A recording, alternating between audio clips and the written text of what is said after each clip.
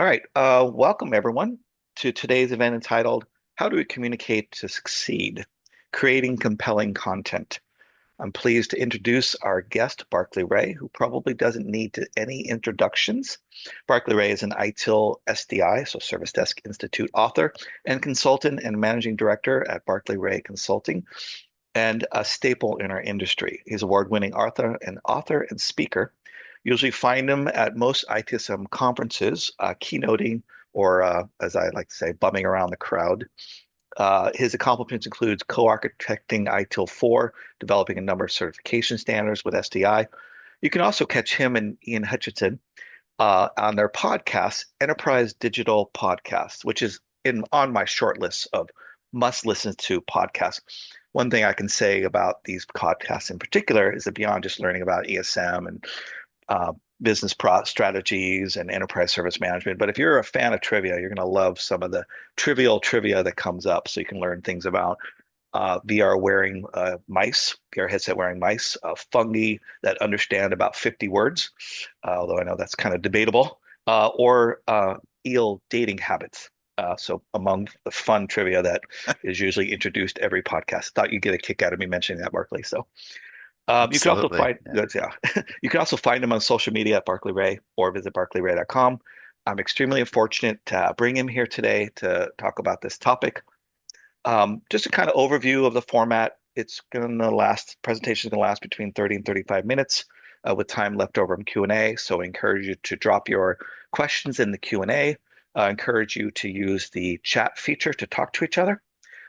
If you do want to ask a question, just use the raise hand feature. Take yourself off mute. And then when you're done asking the question, kindly put yourself back on mute for the benefit of others. And as always, this session is being recorded. And this recording, the presentation, and some other resources will be available on the ITSM website within 5 business days. So without further ado, I'll turn it over to Barclay. Thank you very much, Mitchell. Really nice to be here. I did speak to this community a little while ago, and I really enjoyed it. It's very productive, and I'm also engaged with the UK version, UCISA. Quite regularly. I go to their conferences and speak and actually work with a number of universities as well. So I'm very delighted and honored to be presenting to you today. And what I do want to try and get across is just a few ideas, practical ideas, and also just, I suppose, get the heads thinking about how we present and how we get things done and through our leadership, our C-level, our governance teams, our business managers. Where every organization has this challenge where you've got people that are doing the work and understand what it is and what they're doing, and then you've got people who are in a different place in terms of their mindset and their thinking, and very often um their understanding of what's going on. But actually, for good reasons, they have maybe slightly different perspectives and priorities. And the challenge is always about how we can get through to those people and make things work. And I see this as a little bit of a it's a little bit of a crusade of mine, because I do, with a lot of organizations, try to get across the importance of how you present information, how you think about what you're presenting and what the outcome of that will be. And it's not something maybe that we're naturally taught if we come up through the IT and the technical world. So it's not just about winning, getting your project um, on the project list, or funding, or that's one of the things, but it's also just about how we can communicate better, I guess, across organizations. And certainly when we get into the enterprise service management world, where we're actually engaging directly all the time outside of our own bubble, it's absolutely essential. So that's really what I'm going to talk about. I did this presentation a month or two back at one of the UK conferences, the SDI one, and got some good feedback. And It's my pleasure to just to bring that to you. Also got some good feedback from those who saw an advanced version of it, and I've tweaked it accordingly. So let's move on. Just this is just about me and my company. If you know or don't know about them, as Mitchell said, there's various things I've been involved in the industry. But my business is very much consulting, and I've been doing that really since, my goodness, 1994, and various different formats. So I've consulted with thousands of organizations, I guess. I'm quite excited at the moment. There's quite a lot of things going on, and bringing some new things into the way that we do things, and some new imagery around that as well, which I will mention as we go, because it's quite important. This is the world that me and my company live in at the moment. We seem to be sitting astride two kind of different ways of, or different demands from the industry, I guess. So there's what we've called the core, which is around, ITSM practice and process, ITIL, etc., service desk, SDI, HDI, kind of good practice.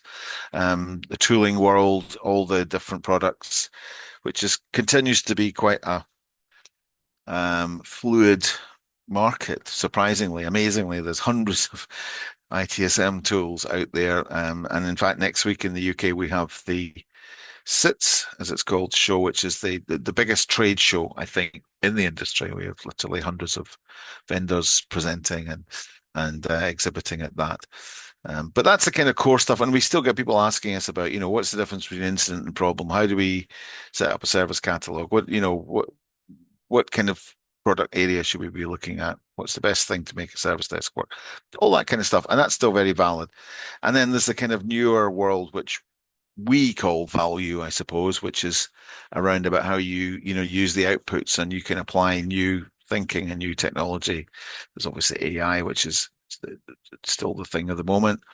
There's all the experience management stuff, the XLA movement, custom experience decks, the tooling there, the integration of the tools, etc., which is actually helping to bring a lot of the core stuff to the fore, so that we're really getting problem management and knowledge management and various other things that we've talked about for years as being game changers. They really are being supported to do that through some of the use of the technology.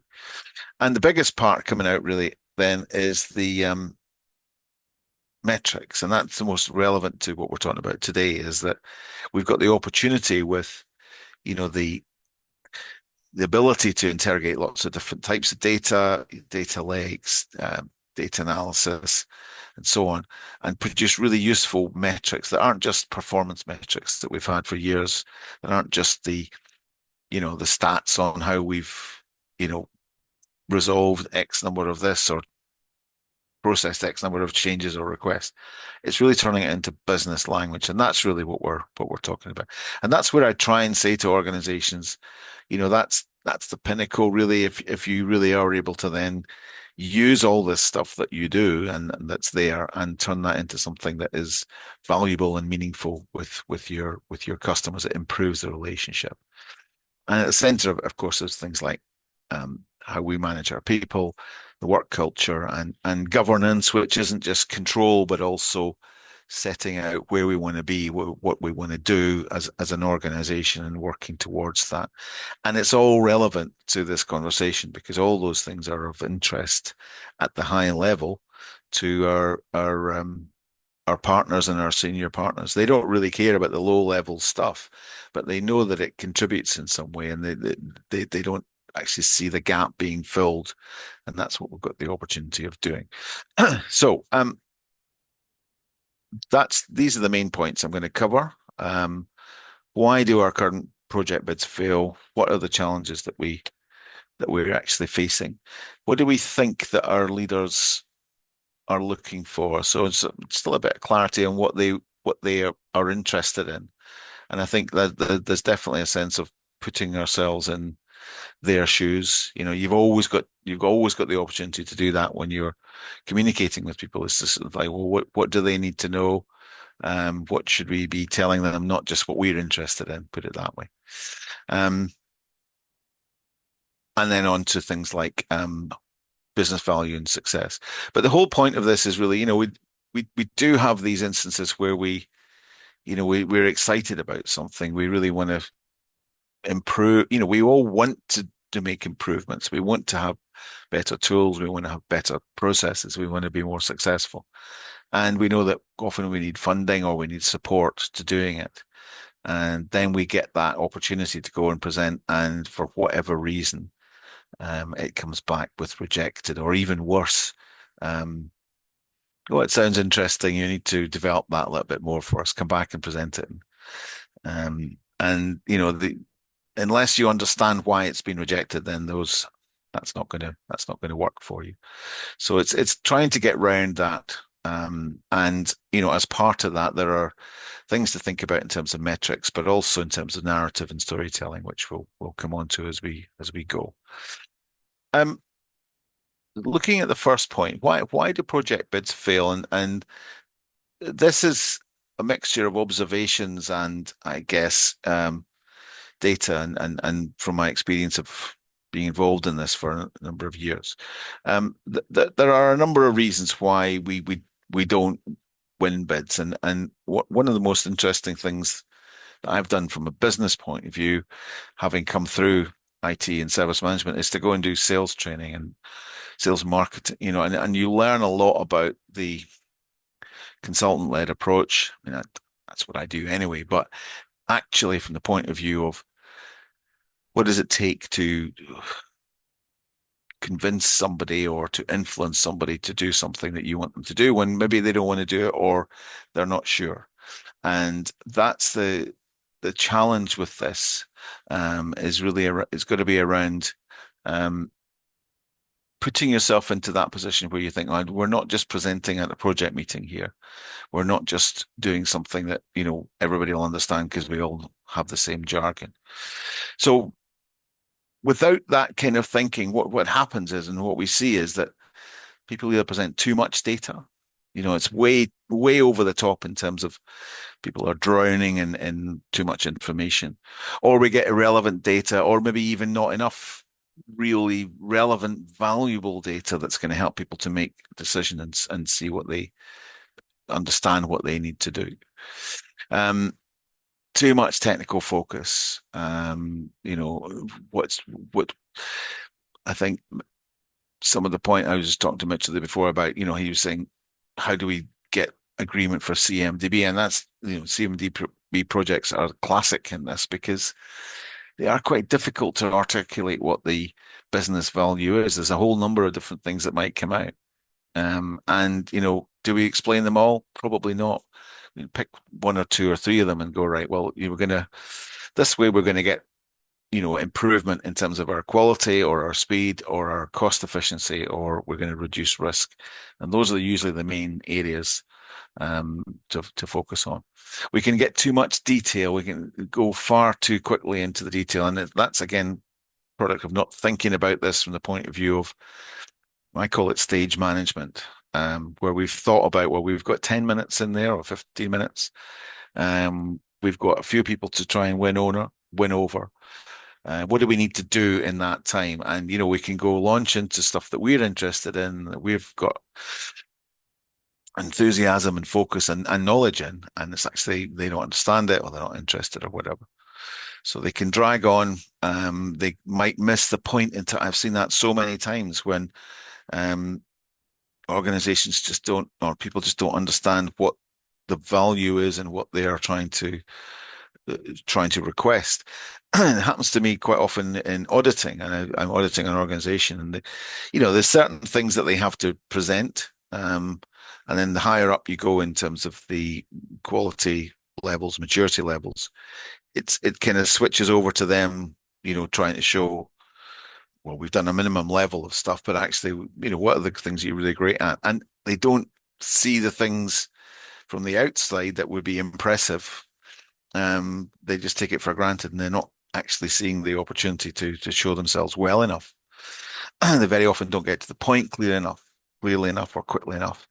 And, may not have a compelling narrative. Now, this is where we're getting towards things like storytelling, but let's just keep it at, compelling and resonating. Do they have points that we can, latch onto when we're talking to senior people that we want to build a relationship with them.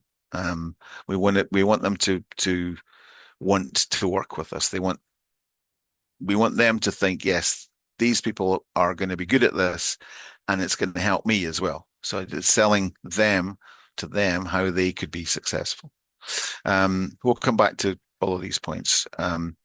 Not presented in business terms. I mean, that's the classic one. We use too much technical language or jargon, or just don't put it simply enough. I mean, for me, the CMDB question, there's so many different things um, that it could be in terms of cost or risk or quality or visibility, transparency, interoperability, all those kind of things that are of no real significance to senior people. But actually, it's about managing risk, isn't it? It's about knowing what we've got, knowing how it joins up, helping us to be able to respond quickly and be able to manage, if you like, once we get into asset management and so on, the life cycle.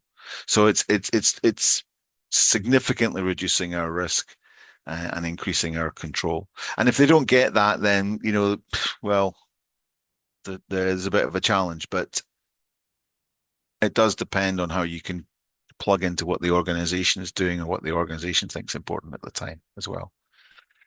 The other thing is sometimes it can be too easy to reject if you give them too many opportunities to say, well, that's interesting, but I don't really want, yeah, I can't make a decision on that now. That's why having too much is a problem. You keep it nice and short and sweet and force them to ask more questions that you can answer there and then. That's better than, giving them too many easy ways to go, nah, I'm not sure, or you haven't clarified that, or it's not as obvious as it should be. So all those things together tend to be a number of the issues that we have. And finally, around that is this idea of narrative. If you really want to persuade and influence people, you've got to do something that sticks with them. And that's not presenting them with a 200-page document. It's being able to talk to them in the corridor or at the water cooler, and you say a couple of things to them that really land, and they go, "Yeah, we need to do that." And you're trying to do the same thing with this. So building trust, giving them information, giving them a sense of what the value is and how you're going to make it's going to be successful to them, and then giving them the next step to do it, if you like. So that's the kind of background to this. There's lots of other aspects of that. Just wanted to mention this again in a slightly different format in terms of business challenges. So from the organizational point of view, if you're on a board of an organization, whether it's a university or a commercial organization, public sector, your duty and your responsibility is to manage the financial and regulatory integrity and success of that organization. Ensure it doesn't fail. Protect the organization. Basically, that's your job. If you're a company director, the minimum thing you have to do is ensure that the company doesn't fail, and that everything else is subservient to that. But generally, organizations are trying to improve and trying to do things properly, hopefully, and to grow. And so, growth is the kind of watchword, and growth is a useful one, I think, particularly for IT projects, because a lot of it is about making sure that you're planning for growth. So, everybody's talking about AI at the moment. Oh, AI this and AI that. We're going to get AI to walk the dog and so on. But there's a lot of things that you can't do unless you've got the right things in place with your data, with your configuration management, your knowledge, and so on. And so, I mean, again, that if we're talking about things like CMDB, then that could be an angle for that. We're not going to be able to do that properly. It sounds exciting. You read it on a in-flight magazine that AI is the next thing. We must be doing it. In order for us to do that, it's not a problem, but we just need to invest in this area first, and then we'll have all our ducks in line and we can do it. So there's that kind of business perspective. You've got to think about that as the challenge that people coming into those kind of meetings, that's where they're coming from. And anything else that gets in the way there, it might be interesting, but it's not their first priority, put it that way. Um, on the other side, you've got people in an organization, and usually it's sort of next level down of management that's kind of going, this is what we want to do. We want to do more with less. We want to reduce our costs. We want to reduce our risk. We want to make sure where our investments are working, be more efficient, blah, all these things. How do we hire people and hold on to them? How do we ensure that our reputations be managed? These are still operational, organizational issues that need to be managed. Customer experience. How do we retain our customers? How do we innovate? How do we get to the next point? How do we win the next level of new opportunities in the marketplace? And again, at the board level, they're not really thinking about those things. They are still very much they're very much weaved into the objectives and the OKRs and all those kind of things that people do. But they're still at the next level down. And we're probably in IT, we're probably another level down from this, or just under the surface of these where we're going, oh, we can work more efficiently and effectively if we've got more up-to-date systems, if our systems are integrated, if we've got people trained on how to use it, we can be more effective, we can do things more quickly. If we've got good data, we've got good um, knowledge systems that we can, respond more quickly. You know all that stuff. Those of you that are in service management and project management and so on. How we hire people, how we, how can we attract them? How do we keep them? How do we develop their careers? These are all still operational things. And those things are all coming into play in these discussions. We've got to find ways of tuning into them, but we've got to make sure that we tune into at least one aspect of the first part, which is growth, integrity of our systems and our business, quality and that we're not failing, that we're succeeding in what we're doing. Then we might think about how we move forward. And those challenges are always there in the background. Whatever it is that we're talking about, whatever area of the business we're talking about, we have to make sure that we get ourselves into the mindset and understand the position of anybody who's coming into any of your presentations, that might be, you might need to influence, you might need to pass on the information to, you might need to get that kind of help. And it does take some thinking and some preparation, and that doesn't mean preparing 200 slides on technical maps and diagrams. You need to have some good way.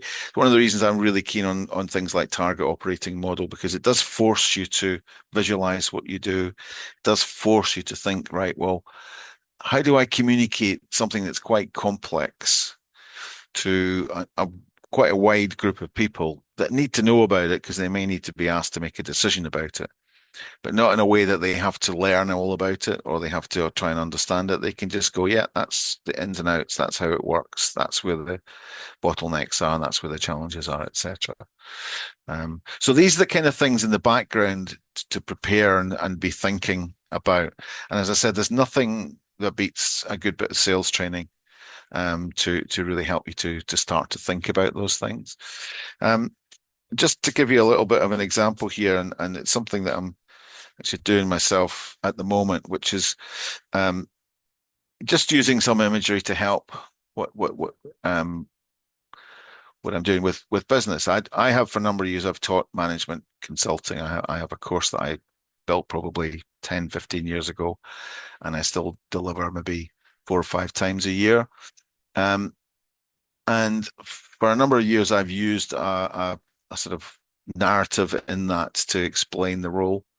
And it's only just recently I've just thought, well, actually, maybe that's probably going to be quite useful for explaining it externally to the business. And very simply, it is to talk about Mary Poppins. And you're going, oh, he's lost it now. But I'd say to consultants, and it's like, what is your role? Your role is to go in, like Mary Poppins does. She goes into a dysfunctional situation. She helps people to understand where they're going wrong or how they can be successful. And they kind of take that responsibility on, and then she leaves. Um, there's other aspects in that about, how you make people see things and so on. But that simple analogy has always worked really well. I've got people who have come back to me after 10 years and going, I remember when you told me about that, and it still sticks. I'm not there as a contractor or an interim. I'm there to be the kind of facilitator, kingmaker, etc. And in that training as well, we do quite a lot on sales. And actually, sales and consulting are on the same kind of spectrum in terms of skills. And it's all about putting yourself into the shoes of other people and trying to think about how we can help them to help themselves, if you like, put it that way. And then that's going to be the objective of any of those kind of presentations is not to force people to do it, not to, it's not about blackmailing them or saying, if you don't do this, we're not, it's actually making them want to do it because they see the value of it. Doesn't always work perfectly like that, but that's going to be the objective of it. How can you actually convince them that this is the right thing to do and that they all want to do it because they are going to be successful as a result of it? Put it that way. So that's some of the background to this.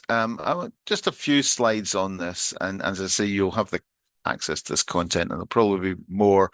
I mentioned to Mitchell that there's a blog coming out which is based on this presentation. Shortly, we'll give you the link to that. But if we had to say sort of boil it down to a few simple points as to what leaders generally are looking for, and if you think about the examples like we have in the UK, we have a program called Dragon's Den, which is basically people with businesses and they want to get pitched to experienced investors who are going to help them with their funding and their projects. I think you've got the same thing. I don't know if it's called Dragon's Den, but anyway, you see them when they're nervous and they go in and they have to. Usually they're excited about what they do, and then they get asked about the numbers, and that's when they all get excited. They all have their little pads and they write that. Oh, so you haven't really thought that one through. You haven't really understood what the difference between revenue and profit, or what's your ROI.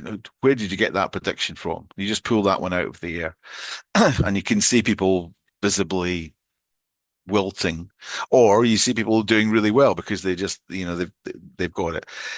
And the point of that, and what happens in the first few moments of that session, they're getting people, they're getting those dragons, those investors, either on board or not. They're winning them over. Who's going? I want to work with this person. I want to invest in that person. And then it's a question of working out the details beyond it. And we're going to do something else. We're going to do something similar here, and we're going to do it quickly. That's the thing as well. So we're going to articulate what the problem is. That's the why. We've got to explain what that's going to do for the business. First thing, we're doing this because there is an issue, there's a gap here, there's a particular vulnerability or risk. If we do this, it will reduce the probability and risk of this happening, and that means we're a lot more secure. We can make investments. We're not going to have problems. We're not going to be risking our mortgages and our futures. Simple transparency about cost as well. Don't try and hide anything, and be clarity on numbers. So this is going to take 18 months. It's going to have some impact. We do need some internal resources, and so be clear on that as quickly as you can. And then success metrics, which are, what are we going to say is going to be the indicator or the simple metric that expresses whether or not this has worked. We have actually reduced our costs. We replaced that big system that's costing us far too much money, and actually, we're running at 60% of the cost now. That's success. That's what we tried to do. We've improved the quality of what we do. We've reduced the risk to the organization, and I keep coming back to this one. It's a big one. Big one for problem management. Problem management is a risk reduction process. And then also say what we're going to do next, because that's the question that they will all ask. But you might say right at the start, what we would like you to do is sign this off and come and speak at the inaugural project meeting or whatever to show that your support. So just be clear that you've thought out what their part in it is. And those are the things that they appreciate. You can go into detail after that, but actually that's what they really, really appreciate is just clarity, quick, simple, clear around those metrics, those numbers, and particularly the why and the business impact. And, that will all set you in good stead and build that initial trust. And in terms of what it looks like, I've just got these, and this is an important slide because it's the first one is a very, very big but short sentence. The second one is quite a lot of stuff that's in relatively small packages. But the most important thing is simple, easy to understand, and enable leaders to take quick, decisive action. That's the most important thing. That's the big thing that you always got to keep in mind when you're doing this or building this. And then you've got those other things that might fit into that underneath. But in terms of proportionality, it's not going to all be about optimizing costs, or it's not going to all be about improving your reputation. These are some of the um, elements that you'd be presenting as part of that. So when you're preparing for this, you've got to think, right, well, there's the things that we want to present in scale compared to thinking about it in the whole, the stage management. It's going to take 10, 15 minutes. How many slides is that? It's only going to be about 5 or whatever. And so that means that we can't have a slide for each one of those because that'll just drive everybody nuts. That'll have everybody going, oh, too much detail. Get to the point. We started off with the why and so on. That's the first stuff that you want to really get across to people. Um, that's where the value really the value really comes through. And you can build your stories around that. We'll come on to storytelling just in a second, but there's a whole number of physiological elements in that as well in terms of winning people over that you can build into that. But I would say if you had 5 or 6 slides, you've got to find a way of just turning those things into on the red part at the bottom.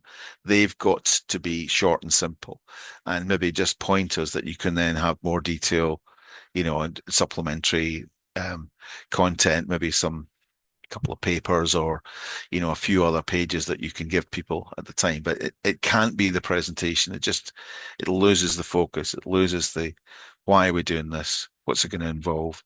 And then how much is it going to cost? I also just wanted to mention briefly here this thing about jargon, and we all know our own jargon, and I know some of you are project managers and product managers on here as well, but we've got to find ways of explaining those things. It's one of the things that I do. I can share this if you want it.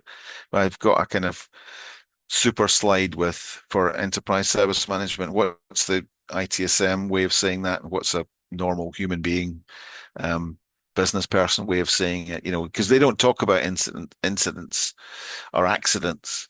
Servers are waiters. Problems are incidents, and so we can have 15 different variations of what we mean by service catalog. You've got to be very, very sparing with what we use on this, and try and avoid using jargon at all, I would say. Unless there's somebody in there who likes to hear a little bit of it and is flattered because they know what it means. But it's too easy for us to go into this and go, well, this is our little world. And again, that's where we lose the focus and the interest from our audience. Metrics. This is quite a busy slide. I get that, and I'm not going to go into all of it. But again, we've got to be clear what we are presenting. And again, I've got other content that looks at how you can bundle, a whole basis of the XLA and experience management movement is to bring together a number of different metrics and a number of different values, not just performance, but also cost and also impact on people and experience and sentiment and all those kind of things, NPS, innovation, a whole number of things. Again, if anybody wants that, I'll make it available through Mitchell. But we've got to be clear if we put any numbers in at all or any metrics in, that we are thinking about it from their perspective again, and it's going to meet one or more of those requirements. Do we really know what we're talking about when we say ROI, return on investment?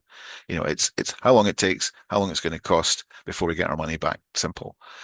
Do we start using things like EBITDA? And again, I've had lots of people using those kind of financial terms and getting caught up because they're not really clear. If you're not clear on it, don't use it. Um, but these things are all useful. They've just got to be used very sparingly, and they've got to form part of a story, which comes on to the final bit of this, really. How are we for time? Yeah, okay. Um, and it's probably the most important thing in this session, which is that if we are going to communicate, I mean, whatever we're doing, whether it's trying to win people over or influence them or get a project on the books or get some funding, whatever it is. We are human beings, and we've got another human being over there, and we've got to find ways of landing that information that really works.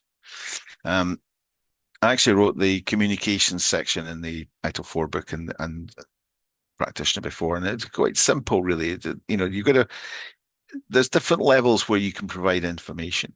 One of the things that struck me when I was looking at this was that the way that we communicate these days quite often is not really very often communication. Oh, I sent them an email. Yeah, that's not communicating because we're not sure whether it's been received. I mean, communication is a two-way process. It requires both parties to engage in some way. So that's broadcasting. If you just send stuff out, if you haven't checked it, it's too easy to send an email. Whereas actually, in many cases, communication works because you can have a secondary and a tertiary and other conversations that very quickly get to the point. Whereas if you do it over email or even on forums and things, it can take a while for that to come through. Whereas actually very quickly you can talk. And just to be really clear about what the most effective forms of communication are, actually storytelling is apparently the most effective in terms of neurology, in terms of how our brains actually work.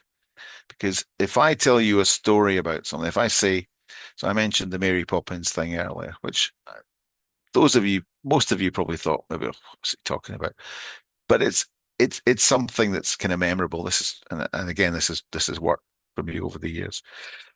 If you tell somebody a story and they have to create it and they have to think about it, it actually uses quite a lot of the synapses, and it uses a lot more synapses than if you're just reading that text on that screen that says, there's 5 bullet points and so on. There's other levels of communication that work effectively, but storytelling is the most, so that's why we like books and movies and all these things, because we have to kind of live it when we're doing it. We have to recreate it in our minds, and it sticks because we've actually used our brains actively to do it, rather than just passively taking stuff in and going, okay, right, well, I might or might not remember that. I was reading stuff the other day about actually just, taking notes, that the physical action of writing with a pen or a pencil, because it's a one-off activity, is more lasting than if you type information when you're writing notes. But storytelling is a way of kind of getting people engaged by making them think about it and putting them into the position where they have to use their own brains rather than just being passive. And that's where we get things like, and there's loads of stuff you can Google on the Pixar pitch. It's just the way that movies makers have to present. It's not just in that industry, though. There's many others where, you have to present your information on one side of A4 or A3 or whatever it is. And, that's a way of forcing you to boil it down to the most important things and then present it in a way that's compelling. And again, visuals, graphics, color, etc., are more compelling than text. Everything's more compelling than text. but storytelling is that. So that part of it where you go in and start to so have maybe some personal reference or use something where you know something about one of the people in the room, or you've got something that you can tie all together. That means that when they go away, they'll have some way of thinking about it all together rather than it being lots of data and lots of stats and lots of figures and lots of other things all together and it just doesn't work. And the Pixar pitch is brilliant because it's, once upon a time there was a fish and the fish's mother died, and then this is what happened, and that what happened, and this is the result of that. So they did this until finally that happened. And if you use that kind of simple mindset of what are the key points we want to get across, this is what we're going to do because this is happening, and if we do this, then we'll get that result. And we should be thinking more like that than just how do I present data? How do I give you stats and information, etc. So that's the real point behind this is getting you to think about your audience, trying to get to the point, keep it focused, put yourself in their shoes, make it easy for them to make a decision. As I said, you want to win them over so that they're they're not just forced to make a decision, but they want to do that because it's going to be good for them as well. Um, Sparing use of data, business language, and telling a confident, positive, compelling story.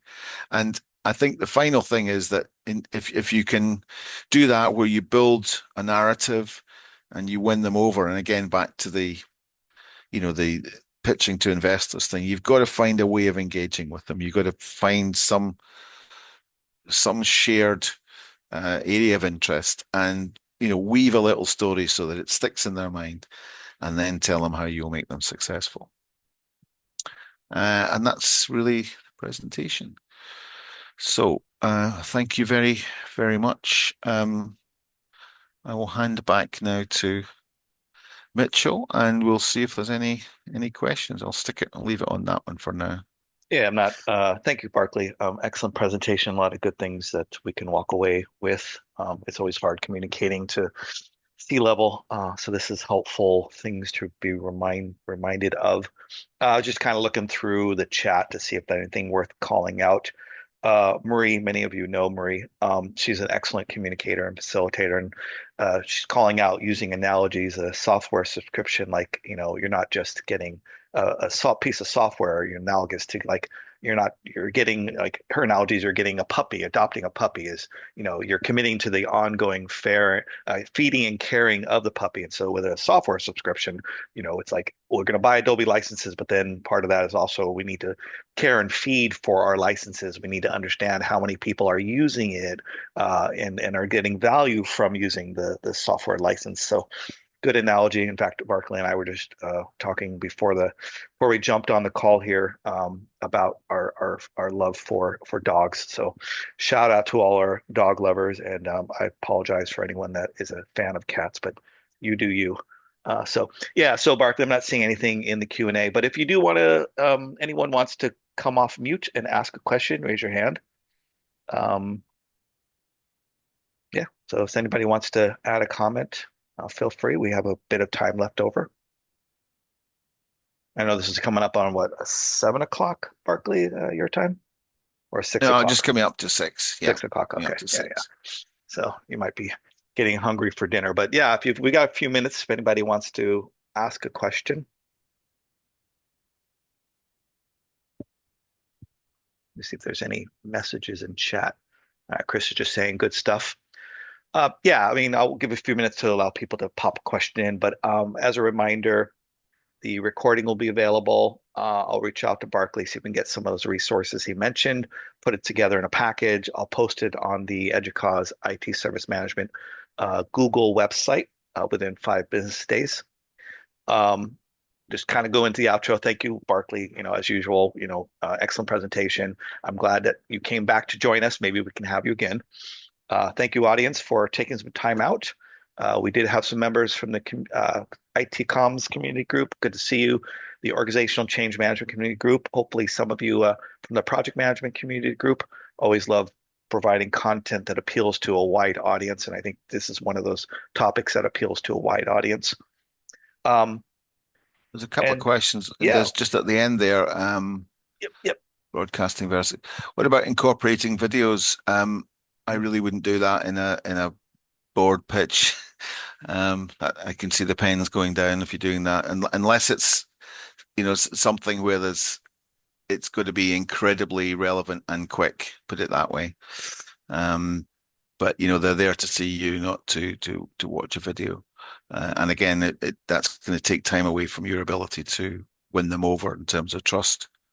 Um, how do you keep a group on track to do this together? Um, I think it's useful to have just a small group to prepare this kind of stuff. But you've got to make sure you've got somebody who understands this stuff. Um, and again, I was doing this with a global firm just recently, and they had a guy who was quite experienced at it, and it really made a difference that he didn't actually do the presentation, but he sort of helped the others to see what was needed to get it done. Yeah, Chelsea has an interesting comment. I'm kind of reading, kind of breaking it apart here. Yeah. She run into quite a bit of people creating content for the first time that want an easy fix for how to convey data. Oh, and not to take the time to develop quality data or with the data to develop quality story. So what's some good ways to get across to folks that are creating content for the first time that it's important to put the work into storytelling? I think that most people intuitively do understand the idea of, I mean, I think if you have somebody who really doesn't get that, then they're probably not the right person to be doing this. You can still get better at doing it, absolutely. And you can get more concise. And it does, practice is absolutely essential, but you do need to do it as at least a few people. I think if you try and do this yourself and you haven't done it before, then you're missing the opportunity to get feedback, and feedback is absolutely vital in this. It's back to it's not just um, broadcasting; it's properly communicating. So as you get somebody to test the narrative, to test, and who doesn't maybe know anything about what it is that you're presenting as well. That to me is the simple way is to bring somebody else in and say, I'm just going to present on this. Do you get it? Um, But otherwise, I mean, there are courses on storytelling. There's lots of stuff there about, and somebody else mentioned elevator pitch. That yeah, there's a lot of that. But using sales techniques are helpful. Um, Not making it too, um,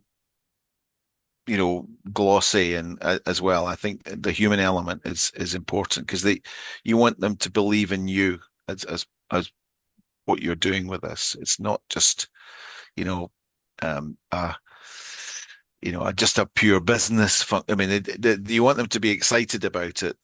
They want them to trust you, and then they see you or your project as being on their side to actually achieve something. I was saying there, how are you going to make them successful? How is it going to be? How are they going to get some reflected glory from it? Put it That's that way. a really interesting, good point to bring up. You can have a compelling story. Your slides can be presentable and pitch perfect, but you're also selling yourself, right? So if you Yeah. haven't, folks on the call here, if you haven't taken a look at executive presence, I would encourage you. If you've got LinkedIn Learning, you've got Pluralsight, you've got some other LMS, take a look at executive presence.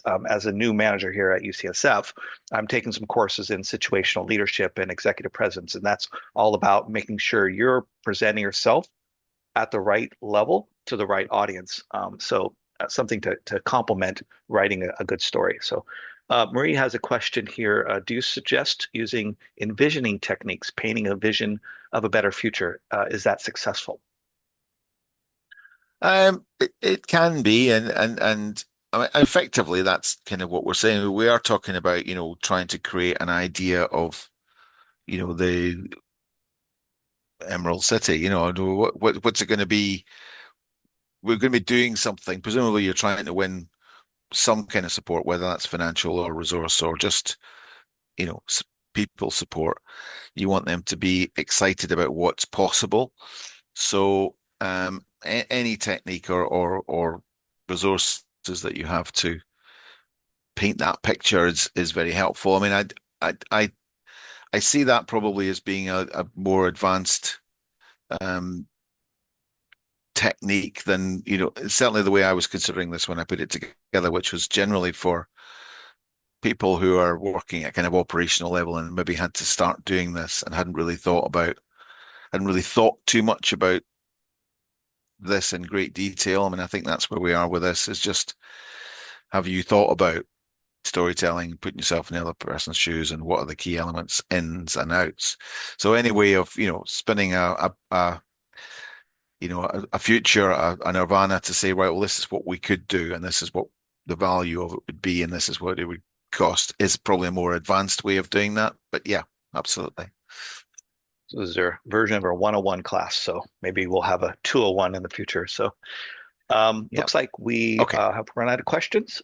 So No problem. thank you for answering those questions. A reminder, if you didn't catch it earlier, this session is being recorded. I'll send it out within 5 business days, a link within 5 business days. If you have a topic you want to present on, I provide the stage. If you want to provide the topic, I can help you out. We can put something together. Just reach out to me. You have my email address. Thank you, everyone, for attending today. Thank you, Barclay, for imparting your wisdom here and sharing this with us. It's been very helpful. My pleasure. Thank you all. All right. Take care, everyone. Bye. Thanks a lot. Bye. Cheers.